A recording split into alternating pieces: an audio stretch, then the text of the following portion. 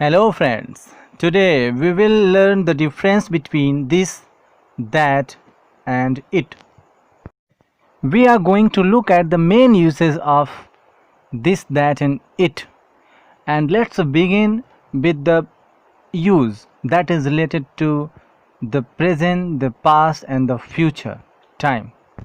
अगर आप पास्ट या फिर डिस्टेंट फ्यूचर के किसी चीज़ या फिर किसी घटना या सिचुएशन के बारे में बात करना चाहते हैं तो इसके लिए दैट का यूज़ करते हैं, लेकिन प्रेजेंट या फिर नियर फ्यूचर के बारे में बात करने के लिए दिस का यूज़ करते हैं।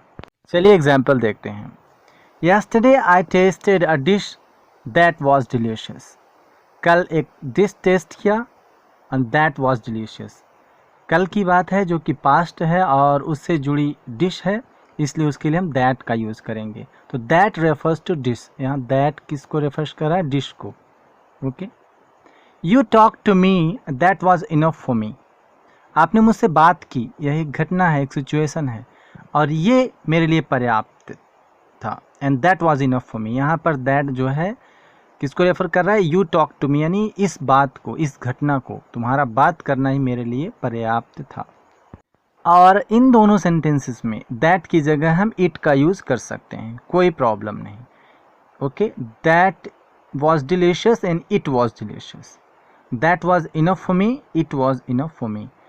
पहला और दूसरा एग्जाम्पल पास्ट के बारे में था, पास्ट से जुड़ी बात या पास्ट से जुड़ी चीज़ को रेफर किया गया है। तीसरा example, I am reading a story, है प्रेजेंट की बात है। I am reading a story and this is about a monkey, यानी the story is about a monkey. तो यहाँ पर स्टोरी को दिस से रिप्रेजेंट किया गया है क्योंकि ये एक प्रेजेंट घटना है, प्रेजेंट की सिचुएशन है। प्रेजेंट और नियर फ्यूचर के लिए हम दिस का यूज़ करते हैं। तो this is about a monkey, this का यूज़ करेंगे यहाँ। Okay, I am reading a story this might surprise my parents. मैं कहानी पढ़ रहा हूँ और this might surprise my parents. This means not a story, my reading might surprise my parents. मेरा पढ़ना मेरे पेरेंट्स को सरप्राइज कर सकता है, because I do not usually read. Okay, तो इस तरीके से यहाँ पर एक पूरी सिचुएशन को रिप्रेजेंट कर रहा है दिस, स्टोरी को नहीं बल्कि पूरी सिचुएशन को, एक इवेंट को, इस घटना को रिप्रेजेंट कर रहा है। तो इस तरीके से प्रेजेंट से रिलेटेड किसी चीज़ या फिर सिचुएशन को रिप्रेजेंट करने के लिए दिस का यूज़ करेंगे।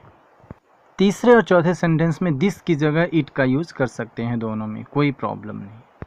पांचवा example, I am going to send you a message, read this carefully. मैं एक मैसेज भेजने जा रहा हूँ, read this carefully. This means what? This message.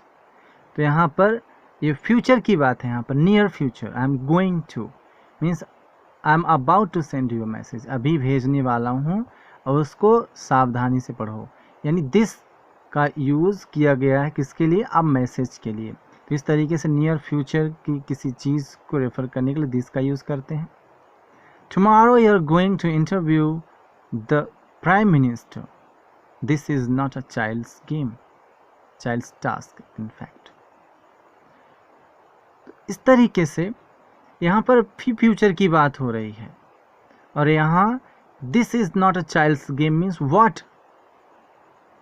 तुम्हारा प्राइम मिनिस्टर से इंटरव्यू लेना ये एक चाइल्ड्स गेम नहीं है, ये एक इजी टास्क नहीं है।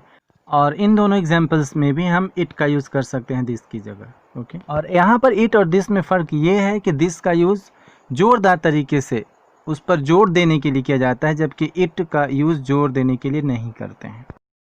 और अब डिस्टेंट फ्यूचर के एग्जांपल्स को लेते हैं। डिस्टेंट फ्यूचर, हमने कहा था पास्ट और डिस्टेंट फ्यूचर के लिए दैट का यूज़ करेंगे और प्रेजेंट और नियर फ्यूचर के लिए दिस का यूज़ करेंगे।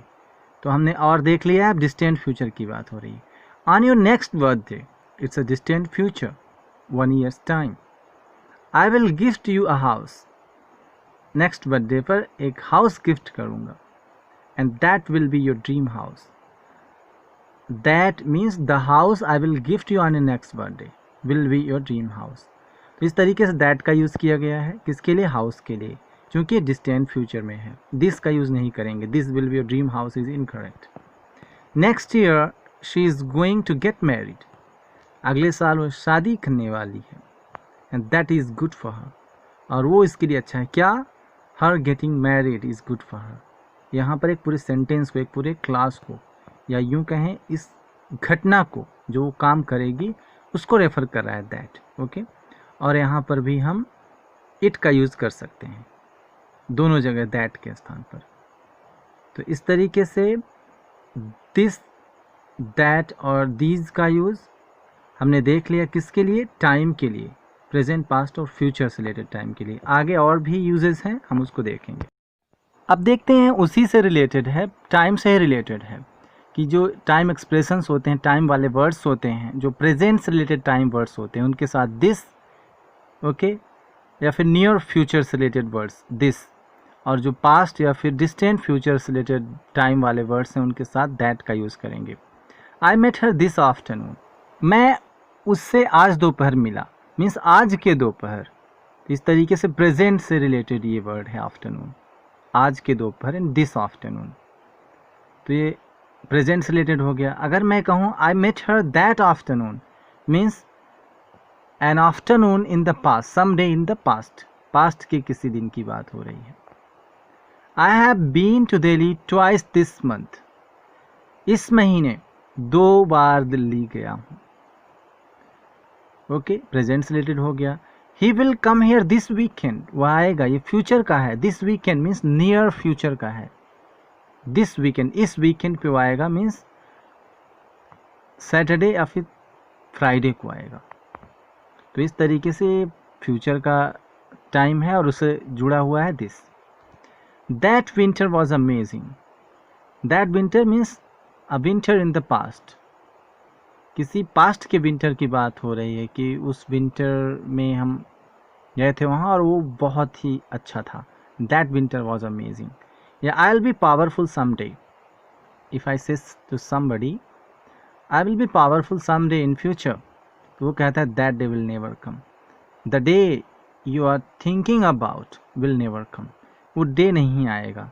तो यहाँ फ्यूचर से रिलेटेड हो गया, तो दैट का यूज़ हमने किया। तो इस तरीके से पास्ट और डिस्टेंट फ्यूचर के लिए दैट का यूज़ करते हैं, और प्रेजेंट या फिर नियर फ्यूचर के लिए दिस का यूज़ करेंगे टाइम वर्ड्स के साथ। अब चलिए देखते हैं फिजिकल नियरनेस, मीन्स भौतिक रूप से तुम्हारे पास है कोई चीज़, तुम्हारे नज़दीक है, या फिर तुम्हारे आँखों के सामने है, जिसको इशारा करके देखा जा सके, बताया जा सके, तो उसके लिए हम दिस का यूज़ करते हैं। ओके, चलिए देखते हैं।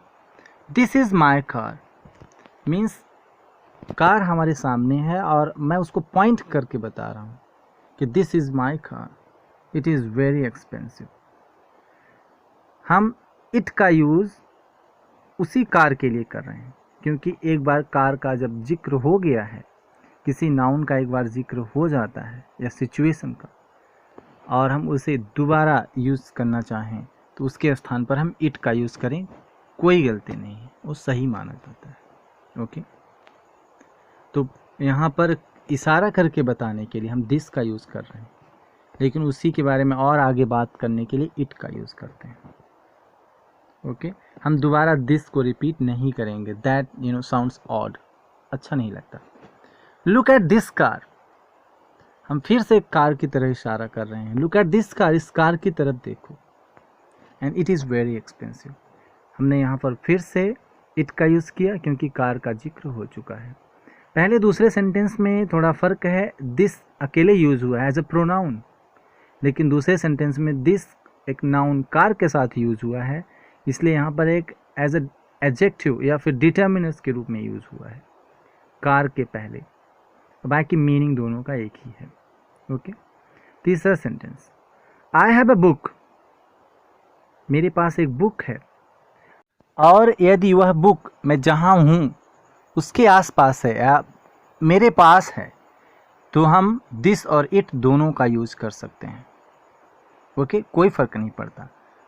फ़र्क सिर्फ यह है कि this is use to put emphasis on that, उस पर जोर देने के लिए, but it is an unstressed pronoun, it जोर देने के लिए यूज़ नहीं किया जाता, बाकी दोनों का यूज़ कर सकते हैं। अब फिजिकल डिस्टेंस की बात करते हैं, इसके लिए हम दैट का यूज़ करते हैं। Okay, that is a tree, it is very toll, means हमारे आँखों के सामने है और दूर है हमसे, और जिसको हम इशारा करके बता सकें, दूर है बस, ओके।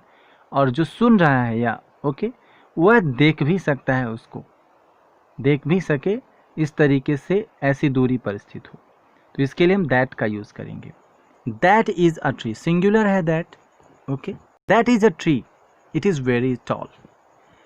इट किसके लिए आया है? ट्री के लिए आया है, क्योंकि एक बार हमने किसी नाउन का जिक्र कर दिया, मेंशन कर दिए, पहले सेंटेंस में बोल दिए या फिर लिख दिए, तो उसको दोबारा ना लिखकर उसके स्थान पर इट का यूज़ करें, दैट इज़ गुड, ओके, अच्छा होता है।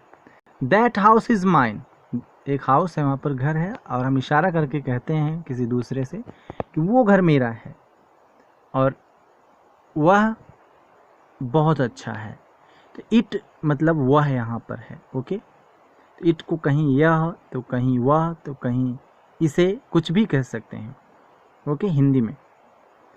तो इट का यूज़ किसके लिए यहाँ आया है? हाउस के लिए। हमने कहा हाउस का जिक्र पहले हो चुका है, इसलिए इट का यूज़ कर सकते हैं, कोई प्रॉब्लम नहीं। हम यहाँ पर दोबारा दैट का यूज़ ना करें कि that house is mine and that is very beautiful. जैसा कि हमने बताया कि दिस और दैट का यूज़ जोर देने के लिए करते हैं उस नाउन पर, इस सिचुएशन पर जोर डालने के लिए, और इट का यूज़ जोर डालने के लिए नहीं होता। तो हम अगर पहली बार दिस दैट का यूज़ कर देते हैं, मतलब हमने जोर डाल दिया उस पर, जो लिसनर होता है या रीडर होता है उसके ध्यान को हमने आकर्षित कर दिया उस वस्तु सिचुएशन की तरफ, तो हमें दोबारा उस पर जोर डालने की ज़रूरत नहीं होती, इसलिए हमें वहाँ पर इट का यूज़ करना चाहिए दोबारा। लेकिन तीसरा सेंटेंस देखिए, आई हैव अ हाउस, मेरे पास एक घर है, मेरा एक घर है। अब हमने यहाँ पर जो लिसनर है, श्रोता है, सुनने वाला है, उसका ध्यान आकर्षित नहीं हुआ, कौन सा घर, एक जनरल हाउस, एक घर है, तो हमने अभी जोर नहीं डाला, I did not put emphasis on house, घर पर जोर नहीं डाला गया है। तो इसलिए हम अगर सेंटेंस उसके बारे में और लिखना चाहते हैं तो हम जोर डाल सकते हैं अब, इसलिए हम कह सकते हैं दैट इज़ ब्यूटीफुल, ओके। आप जोर डाल सकते हैं, इसलिए सही है। और यहाँ इट का भी यूज़ कर सकते हैं, it is beautiful means simply without putting emphasis on that, बिना जोर डाले हम कह सकते हैं इट इज़ ब्यूटीफुल, लेकिन जोर डालना है तो दैट इज़ ब्यूटीफुल कहेंगे। इसके पहले हमने एक एग्जाम्पल लिया था, I have a book and this is very informative, या फिर it is very informative. I have a book and this का यूज़ किया हमने, या फिर इट का, और यहाँ है I have a house, that या फिर इट का यूज़ किया। ऐसा इसलिए कि बुक हमारे पास भी हो सकती है, हमारे पास है वो, भले हम सामने नहीं रखे हैं तो दिस का यूज़ कर सकते हैं। लेकिन यहाँ हाउस दूर है हमसे, जहाँ हम हैं बात कर रहे हैं उससे दूर है, इसलिए हम यहाँ पर दैट का यूज़ करेंगे, या फिर इट का यूज़ कर सकते हैं। दिस और दैट का एक और यूज़ किसी व्यक्ति का, पीपल के लिए होता है, लोगों के लिए होता है, उसका परिचय बताने के लिए या किसी से संबंध बताने के लिए यूज़ किया जाता है। और दिस और दैट का यहाँ वही कॉन्सेप्ट है, अगर वह व्यक्ति आपके पास है तो उसके लिए दिस का यूज़ करेंगे, और वह दूर है जिसको इशारा करके बताया जा सके उसके लिए दैट का यूज़ करते हैं। लेकिन यहाँ इंट्रोडक्शन के लिए होता है, फॉर पीपल्स इंट्रोडक्शन, लोगों के परिचय के लिए। दिस इज़ माई सिस्टर माला, किसी से हम उसका परिचय करा रहे हैं। और दूर स्थित व्यक्ति के लिए, जैसे that is my mother in front of the door, door के सामने मेरी माँ है या कोई महिला थी और हम इशारा करके कह रहे हैं that is my mother, okay. तो इस तरीके से दिस और दैट का यूज़ नज़दीक और दूर स्थित व्यक्तियों का परिचय बताने के लिए किया जाता है, ओके। टेलीफोन पर बात करते समय जो स्पीकर होता है अपने लिए दिस का यूज़ करता है, और जो हियरर होता है उसके लिए दैट का यूज़ करता है। सपोज़ मैंने कॉल किया किसी को, वो कहता है हु इज़ दैट, मैं कहता हूँ दिस इज़ इंद्रजीत, अपने लिए दिस का यूज़ करूँगा और सामने वाले के लिए दैट का यूज़। इसके बाद मैं कहता हूँ is that Vinay, means the person who is speaking on the other end is Vinay, क्या वो व्यक्ति विनय है, ये मैं जानना चाहता हूँ। तो इस तरीके से हियरर के लिए दैट और जो स्पीकर है अपने लिए दिस का यूज़ करता है। अब इट का एक स्पेशल यूज़ है कि इट का use as a preparatory subject, means we use it to prepare the subject For something I'm going to tell later, I'm going to say later, write later. Okay, तो it is bad to tell lies. झूठ बोलना खराब बात है. Okay, it is true that you have stolen her car. यह सच है क्या कि तुमने उसका कार चुराया. तो इस तरीके से बाद में बताए जाने वाली बातें, या तो वह एक नॉन फाइनाइट क्लॉज जैसे टू इन्फिनिटिव का यूज़ करके, या फिर नाउन क्लॉज का यूज़ करके जैसे दैट, या फिर क्वेश्चन वर्ड से शुरू होने वाले क्लॉज का यूज़ करके लिख सकते हैं. इसी तरीके से दिस और दैट का भी यूज़ बाद में बताई जाने वाली बातों के लिए जो सब लिसनर होता है उसको तैयार करने के लिए यूज़ करते हैं कि वो रेडी हो जाए to listen to what I'm going to write or what I'm going to say. Okay, I like this, you are ready to get married. I like क्या कि तुम रेडी हो मैरिड के लिए, शादी के लिए. Okay, I didn't like that, मुझे अच्छा नहीं लगा. What, you abused him last night. You did something, you abused him last night. I did not like that. Okay, what is this? You are continuously telling lies. This किसको refer कर रहा है? You are continuously telling lies. इस तरीके से बाद में आने वाले एक क्लॉज को या एक आइडिया को पहले ही रेफर कर सकते हैं दिस के थ्रू. Thanks for watching.